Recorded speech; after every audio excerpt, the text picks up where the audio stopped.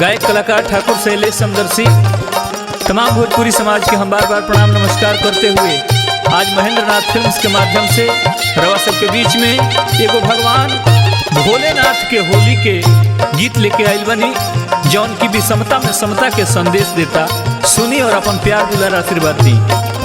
होली खेले त्रिपुरारी सखी रे, होली खेले त्रिपुरारी,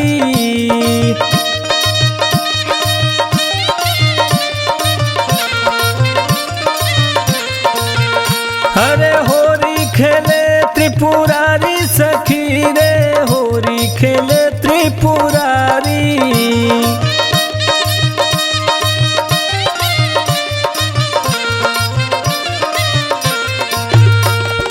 होली खेले त्रिपुरारी,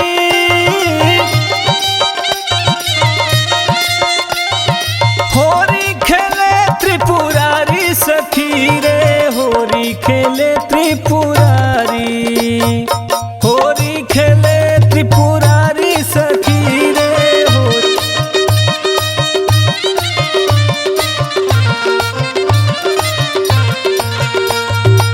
होली खेले त्रिपुरारी सखी रे, होली खेले त्रिपुरारी।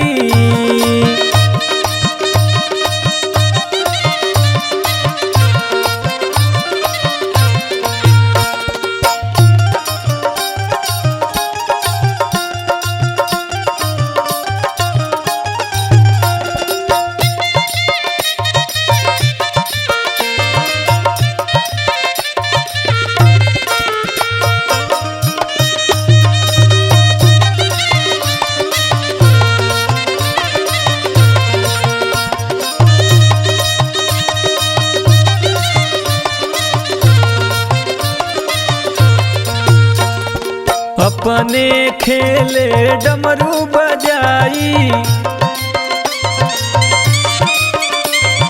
सिंह चढ़ी आवेली पार्वती माई, नाचे गावे डमरू धारी,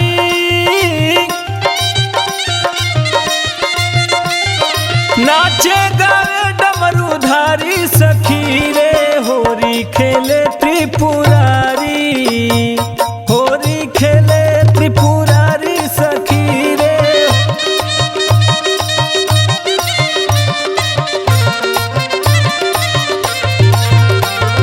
होली खेले त्रिपुरारी सखी रे, होली खेले त्रिपुरारी।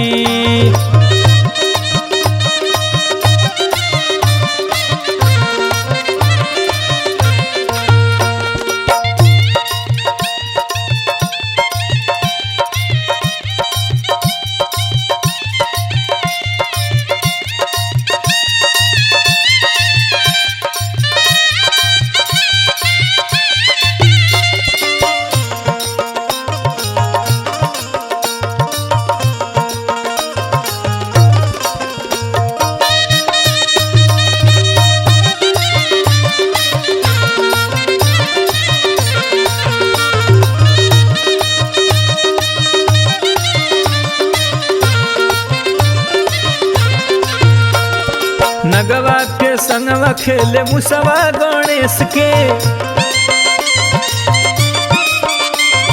शेर और बैल एक साथे महेश के, सपवा छोड़े पिचकारी,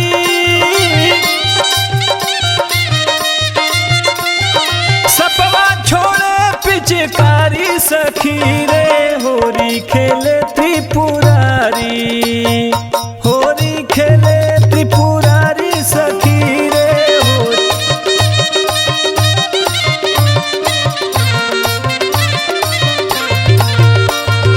होली खेले त्रिपुरारी सखी रे, होली खेले त्रिपुरारी।